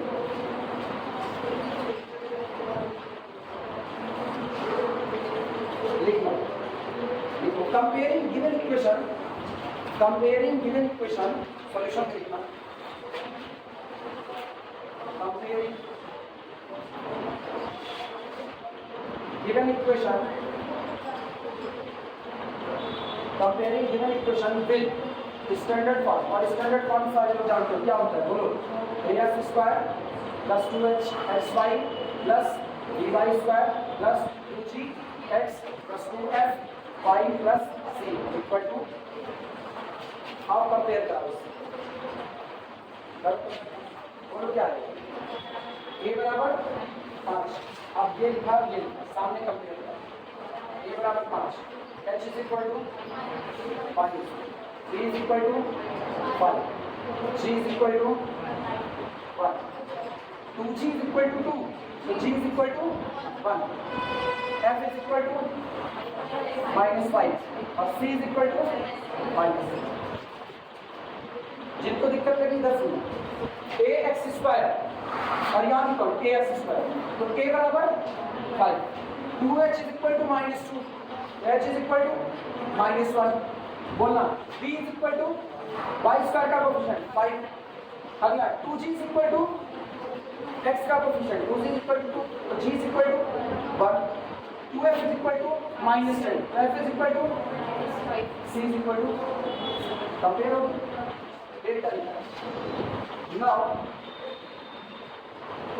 डेल्टा इज इक्वल टू, भैया जिसको डेल्टा की बड़ाई वाली ट्रेन वैल्यू जो मालगाड़ी की टाइप में सजी आती है, ना याद हो ना, तो a b c h g h वो ज़्यादा आसानी से याद, लेकिन बेहतर होगा ये याद है, उसको सॉल्व करना पड़ेगा, इसको बिना सॉल्व किए करोगे।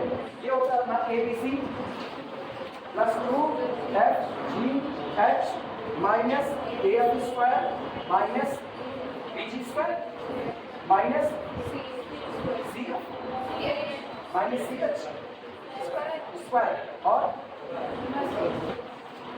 आया ना, रखो this is equal to a b c cut cut cut ऐसे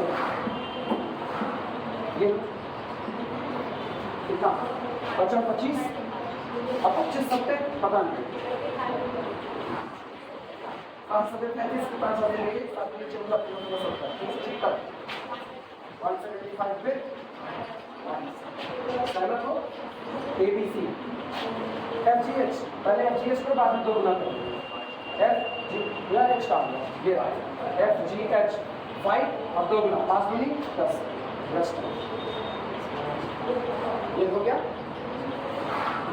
देखो FGH तो 5 के 5 -5 into -1 that is equal to +5 अब +5 और ये कितना है 2FGH तो इसका मतलब 5 दूनी माइनस AF स्क्वायर पहले F स्क्वायर 55 25 और एक और 5 25 पंजे 125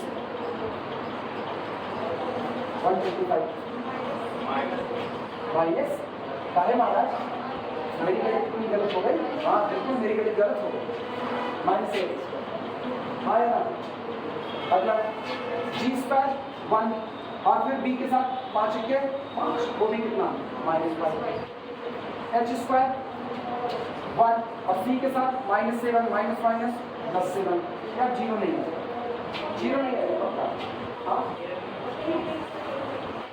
सही है अब ना बस ऐसे ही डज नॉट इक्वल टू बस मतलब तुम लोग मेरे ऊपर इतना शक करते हो गलती करेंगे मेरी कैलकुलेशन पता नहीं क्यों खराब हो यार पता नहीं हम खुद नहीं जानते मैं उसको कोई हवा मन करवाना पड़ेगा ये सब गड़बड़ अगर मेरे ऊपर कोई ऊपरी माया चलती है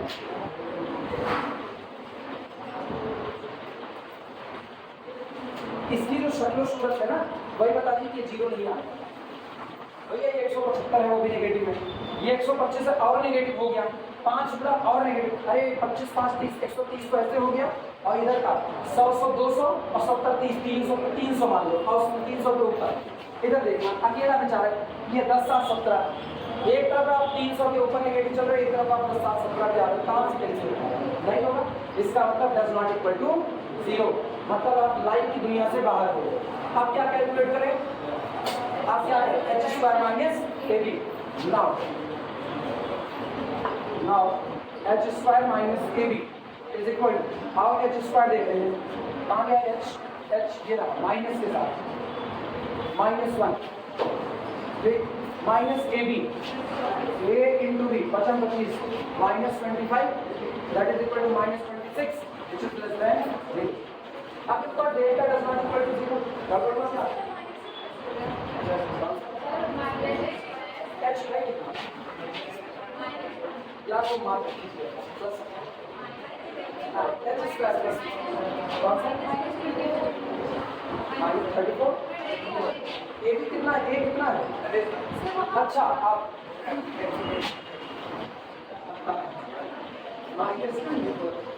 हाँ यार बड़ा संभल कर दिखा हाँ आएगा नेगेटिव लेकिन गड़बड़ी दिख रही है तो ये वीडियो देखिएगा क्या है यार रिजल्ट का मास्टर वीडियो आ जाए पूरा एक कैलकुलेशन सही कर रहा क्या कर यार हम नहीं से गलती क्या बच्चों से गलतियाँ होती रहती है हमारे बच्चे हमने पढ़े नहीं आया h square minus ab negative अच्छा अभी बताना डेल्टा कैसा non zero h square minus ab negative किसकी शर्त है एलिप्स की लिखना clearly since delta does not equal to 0 and h square minus ab less than 0 implies that given conic is ellipse दिया गया कोनिक क्या रिप्रेजेंट करेगा एलिप्स नोट कर लो given conic is ellipse दिया गया कोनिक एक एलिप्स होगा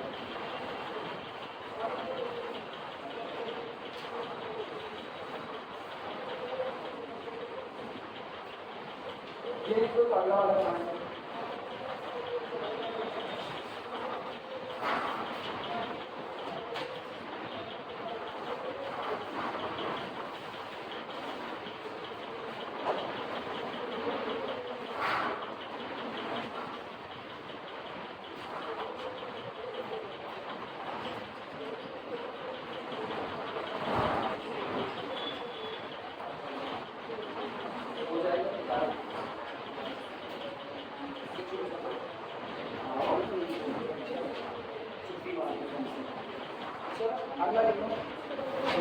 पॉजिटिव और कुछ नहीं।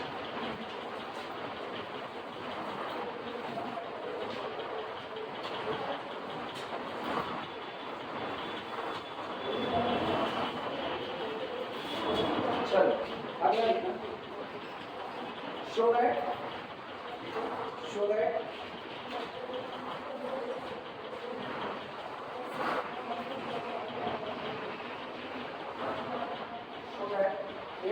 स्क्वायर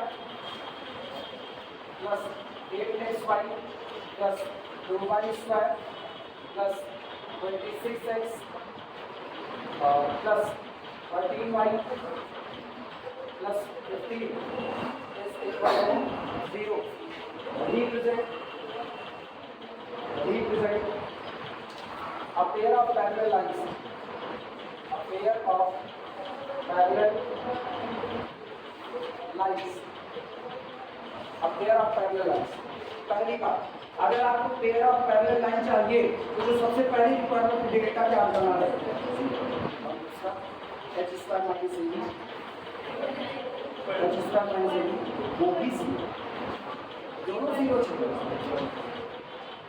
अगर आपको पैरेलल लाइन चाहिए तो आपके लिए पहला डेल्टा भी क्या होना पड़ेगा, जीरो, और दूसरा h स्क्वायर माइनस ab भी क्या होना पड़ेगा, जीरो। क्योंकि अगर h square minus ab positive रहा तो शर्त लिखाए, चार कंडीशन लिखाए लाइन अरे नहीं, डेल्टा बराबर जीरो के अंदर में कंडीशन लिखाएंगे, intersecting line, coincident line, parallel line तीन लिखाएं। बोलो ग्रेटर देन, अगर h square minus ab greater than zero तो क्या रिप्रेजेंट करेगा, डेल्टा बराबर जीरो को पूछ रहे हैं। और ये केस को डेल्टा बराबर जीरो ओपन करो, मिला डेल्टा बराबर जीरो का देखो तीन केस दिखाएं, कौन कौन सा, हाँ तो क्या रिप्रेजेंट करेगा, क्या रिप्रेजेंट करेगा, डिस्टिंक्ट लाइन रिप्रेजेंट करेगा। अच्छा h स्क्वायर माइनस ab बराबर जीरो तो कोइंसिडेंट लाइन एक दूसरे के पैरेलल ही तो होती है, एक दूसरे पर ही लाइन कर रहे हैं, ठीक। और अगला इसके बाद सिंपल चलेगा, ठीक। अभी याद आया कुछ, तो पहले तो डेल्टा जीरो हो और उसके बाद h स्क्वायर माइनस ab, अगर h स्क्वायर माइनस ab आपका पॉजिटिव आ गया तो ये डिस्टिंक्ट लाइन जो इंटरसेक्ट कर रही है किसी एंगल पर वो रिप्रेजेंट करेंगे, और अगर इनको पैरेलल लाइन बनना है तो h स्क्वायर माइनस ab को क्या होना पड़ेगा, जीरो होगा। चलो शुरुआत करो और डेल्टा निकालो, ठीक ना। Comparing it, solution, comparing it with ax square plus 2hxy plus 3y square plus 2gx plus 2fy plus c equal to 0। आओ कंपेयर करो मेरे साथ, a बराबर बोलो, a बराबर 8, h बराबर -4 प्लस 4, गलती तो बचने, b is equal to 2, g is equal to f is equal to 13/2 और c is equal to 15। आओ चलो डेल्टा निकालो, क्लियर को delta is equal to abc plus 2fgh minus af square minus bg square minus ch square। Calculator पक्का चाहिए, करो आएगा पक्का, right. This is equal to abc 8 2 16 16 2 15, ये एकदम निकल के बाद 56 36 की जगह से 3 5 के 5 3 15 1 6 6 1 1 1 0 6 5 11 5 लगे 3 310 का गुणन करना होता है, नहीं 307 होता है, 302 310 नहीं करता, कोई कभी करना नहीं चाहिए, कभी एक आदमी किसी मारा के देखो लगेगा। अगला 2fgh बोलो, fgh पहले f पकड़ो, f g और h का ये सुनो, 2 1 के 2 2 2 4, यहाँ 2 आए तो 13 2 26 26 गुणे 13 26 गुणे 13 और आगे कौन है तीन दूनी 6 देखा है, तेरह दूनी 26, 26 पूरे 26 कितना 238। आपका भी सही सलामत देखिए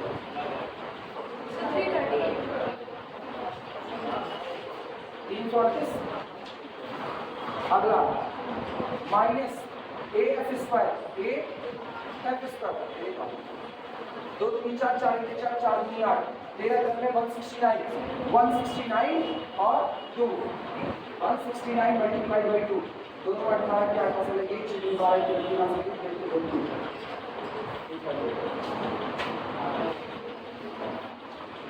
आया ना, चेक कर लो।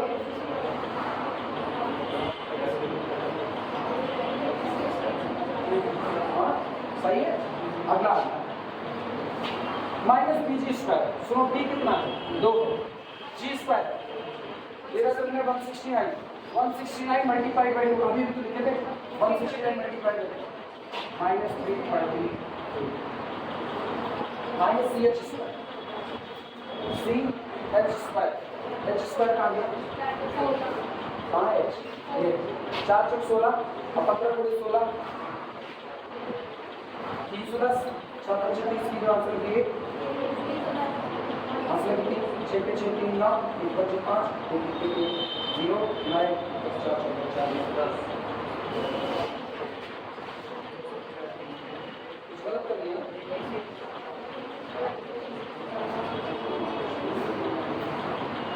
सी एच स्क्वायर, सी मेरा कितना 15 है और एच स्क्वायर कितना है 4, इधर हो गया 4 चौक 16 15 पूरे 16 240। हमने क्या रहे बोलो 6 पंचे 30 की जगह से 6 के 6 3 9 1 पंचे 5 1 1 1 0 9 1 10 4 14 की 4 आंसर 1 1 1 240 माइनस 240, ये कितना होगा 240। अच्छा ये कर लो, चेक कर लें ए बी सी 8, ये हो गया बी कितना 2 8 दूनी 16, अच्छा हाँ ठीक है, तो इधर प्लस 240 माइनस 240 यार तो कर लो, कहीं गलत हुआ पक्का कैलकुलेशन करो। एच जी एच कितना है बच्ची, ये 676 आ रहा है,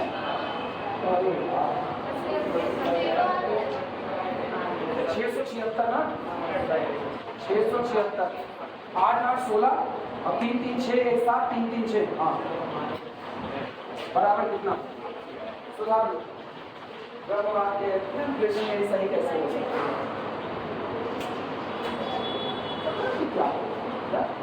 ऐसा हमको कभी कभी फील आता है, कभी कभी मेरे कुछ जैसे कोई भूत पड़ गया, मेरी कैलकुलेशन गलत होती है, एनालिसिस में मेरे से गलती आज तक नहीं हुई।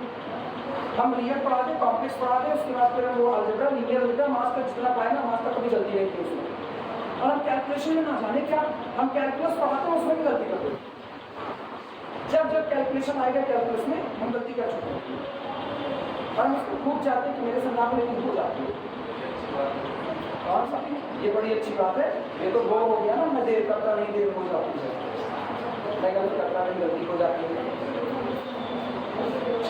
अब एक काम करो एच स्क्वायर माइनस ए बी कैलकुलेट तो हम नहीं करेंगे, क्या गलत हो गया कितना पक्का आ रहा है ना, एच स्क्वायर माइनस ए बी लाओ, H square minus A B is equal to H square का क्या है 4 चौक 16 और ए बी कितना है 8 तो कितना 8 बराबर कितना 0, since delta 0 and h square minus A b 0 so this represent pair of straight line, last line यही सोच लो।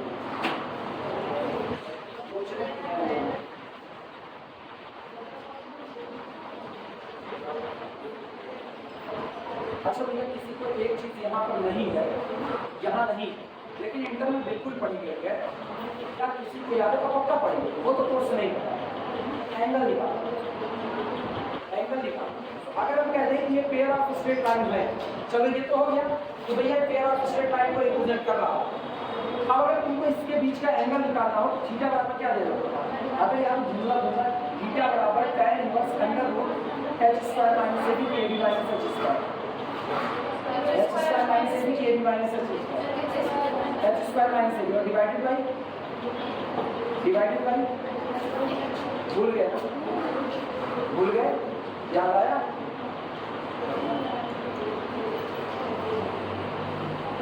Divided by a plus b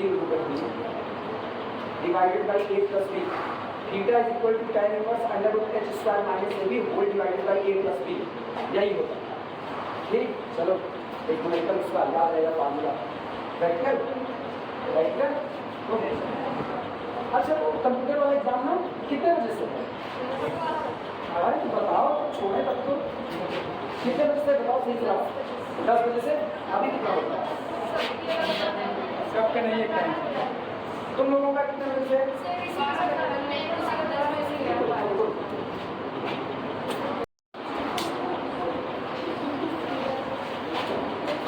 एक न्यूमेरिकल और कर लो, ठीक है? इसके बाद छोड़ दे रहे डॉट टेस्ट करना दो। बीसीए ना, बीसीए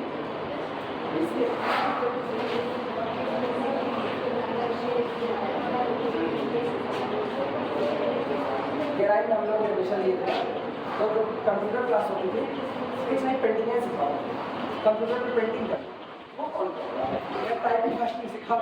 तो हम जब क्लास में एक साथ होते थे, दो मैडम सर थे और उसके एक मैडम थी, दोनों लोग मिल करके क्या देते थे, बच्चों देखो माउस ऐसे पकड़ा जाता है, ये ऐसे टाइप किया जाता है। ये वो कौन सा जो पेंट वाला था, क्या नाम होता है? क्या पेंट वाले को क्या बोलते? पेंट ही तो बोलते हैं खाली, कंप्यूटर में पेंट को पेंट ही तो बोलते हैं, क्यों बोलते हैं? पेंट बोलते हैं ना, वही ओपन करवा देते थे और उसके बाद में लाइन खींच करके बनाना, रंगना, यही सब बता देते। हम लोग भी क्या करते थे, बेमतलब का इधर काट दिया, रंग भर दिया, पूरे कंप्यूटर दिखा दिया, आगे किया पूरे सारे किनारे, वही काम। और संज्ञा पर कुछ नहीं सिखाया, पैसा ले लिया, संज्ञा पर कुछ नहीं सिखाया। किताब दे देते थे HTML की, C++ की, इसी किताब दे देते, सिखाते कुछ नहीं, किसी का आता जाता कुछ नहीं। हाँ, जो लड़के लड़कियाँ बाहर सीखे रहते थे कंप्यूटर, हम लोगों के दौर में बहुत कम, अभी जितना क्रेज है इतना नहीं, बहुत कम क्रेज। जिनके पास पैसा होता था वो लोग ज़्यादा सीखते, तो हम लोग गरीब करवा देते, तो हम लोग नहीं सीखते, हम लोग कहते वो लोगों की नज़र में सम्मानजनक कंप्यूटर की बटन दबाना जानता है। हम अपना पहली बार जब इंटरनेट चलाना सीख रहे थे, बता रहे लोग मजाक उड़ाते लेकिन बता रहे इस बात है, हम जब पहली बार इंटरनेट चलाना सीखे थे, मुझको कंप्यूटर की बटन दबा के उसको ऑन करने में डर लगता है, जैसे मैं कहा बटन दबा दे वो खराब। तो एक मेरे मोहल्ले में भैया जी थे, उनको लेकर के जाते तो मुझसे ज़्यादा चला, आगे से ज़्यादा बोल रहे थे, तब तक को नहीं आता, उनको ले जाते थे। उस समय 20 रुपये प्रति घंटे के हिसाब से चार्ज करता था साइबर कैफे में।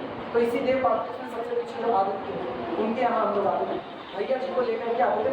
वो मुझको जीमेल पे अकाउंट बनाना सिखाए, वो मुझको रेडिट मेल पे अकाउंट बनाना सिखाए, वो मुझको गूगल पे सर्च करना सिखाए। और इस पूरे प्रोसेस के दौरान हम जितनी बार साइबर कैफे गए उतनी बार में मेरे सिखाने का प्रोसेस केवल 15 मिनट होता था, बाकी के जो 45 मिनट थे भैया जी अपना चलाते थे, वो अपना काम करते थे। तो 20 रुपये लग मेरे रहे हैं, सीखने के नाम पर मुझको 15 मिनट मिल जाता।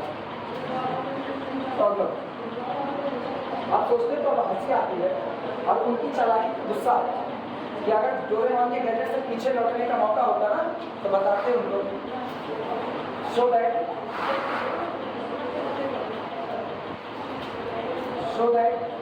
6x square plus 13xy plus 6y square plus 6y square plus 8x plus 7y और है plus 2 is equal to 0। Represent a pair of line, represent a pair of line,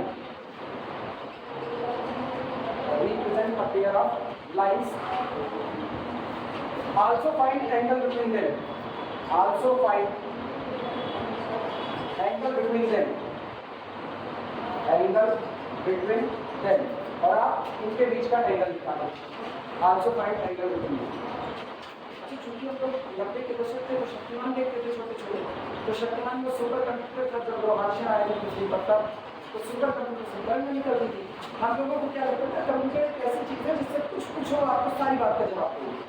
खाना कैसे खाया जाता है पता है, पानी कैसे पिया जाता है वो भी पता है। बाद में अब क्या है, अब पता चलता है मैथ की दुनिया में कंप्यूटर से जो पूछो वही नहीं दिखा तो आप बिल्कुल बता पाएगा। कोई फार्मूला खोलने लगो वो नहीं दिखाएगा, बाकी सब अगर प्रॉब्लम सॉल्यूशन आ जाएगा। हम लोग इसी में मानते हैं कंप्यूटर मतलब बहुत बड़ी चीज़ है। 90 के दौर अभी तो तुम लोग जानते हो बचपन से कंप्यूटर क्या होता है, उसकी लिमिटेशंस कितनी है। सॉल्यूशन आप सुनो, एक हिस्सा हम नहीं दिखा रहे, एक हिस्सा तो दिखा सकते हो ना, कौन सा? डेल्टा बराबर 0 और a और उसके बाद हो गया h स्क्वायर माइनस a भी बराबर 0 कि नॉन जीरो? पैरेलल लाइन में ही 0 होता है, ये याद रखना। धोखा पिछली बार 2 सवाल, पिछली बार का दिखाइए दोनों लाइनें पैरेलल होंगी तो h स्क्वायर माइनस a भी 0 आ गया। इस बार क्या आएगा? इस बार क्या आएगा? h square minus a non zero, non zero आएगा क्योंकि अगर 0 आ गया खुदा न खास्ता तो इनके बीच का एंगल क्या आ गया? 0। पैरेलल लाइन के बीच कितना एंगल? 0। इसका मतलब h स्क्वायर माइनस a इस बार 0 नहीं आना चाहिए, या तो पॉजिटिव आएगा या तो नेगेटिव, केवल पॉजिटिव। सारी शब्द सारी लिखा केवल पॉजिटिव, नेगेटिव नहीं चाहिए। हाँ h स्क्वायर माइनस a भी खाली delta is equal to 0, delta बराबर 0 आ गया तो पेयर ऑफ स्ट्रेट लाइन। उसके बाद अगर हम कहें दो डिस्टिंक्ट लाइन, बिल्कुल एंगल मांगा है ना, एंगल की बात बाद में करते हैं, पहले हम पूछ रहे हैं अगर हम कहें पेयर ऑफ स्ट्रेट लाइंस में रिप्रेजेंट किया, ये लाइनें डिस्टिंक्ट है कि पैरेलल है, अगर ये कहना या डिस्टिंक्ट है या कोइंसिडेंट तो कैसे चेक करें? h square minus a। आज मेरी कोई रिक्वायरमेंट नहीं, आज रीजन आज मुझसे इस पर केवल एक बात करिए, एक तो आप दिखा दीजिए पेयर ऑफ लाइन को रिप्रेजेंट करता है, ठीक है। पेयर ऑफ स्ट्रेट लाइन को रिप्रेजेंट करने सिर्फ और सिर्फ मेरे को चाहिए डेल्टा बराबर 0 और कुछ नहीं चाहिए। h स्क्वायर माइनस a इसके आगे की बात है, ये लाइनें डिस्टिंक्ट होगी या लाइनें सेम होगी, वो आगे की बात है। अगली बात इसने कह दिया also find the angle between them, तो उसके लिए उसको केवल और केवल थीटा निकालना, बस। क्लियर है बातें? तो लिखना कंपेयरिंग इट वीकेट, कंपेयरिंग इट वीकेट। अब सीधे कंपेयर करा दो, a बराबर बोलोगे, a बराबर 8, h बराबर 13/2, ठीक। इसके बाद b बराबर 6, फिर g बराबर 4, f बराबर 7/2 और उसके बाद फिर c इज इक्वल टू 2। क्या डेल्टा निकाल सकते हो? ऐसे लिख करके delta is equal to something something लिख के बराबर कर देना 0, या तुम अपना बीच में निकाल देना, 0 आएगा क्योंकि कह रहा है, ठीक। अगली बात now angle theta is equal to tan inverse, याद आ रहा है, under root h square minus ab और डिवाइडेड बाई कितना? 3 प्लस क्या हुआ? बाय 2। सोचो हम क्यों 2 under root h square minus ab हमने ना याद हुआ सही सलाम? हाँ प्रूव होगा, बिल्कुल होगा।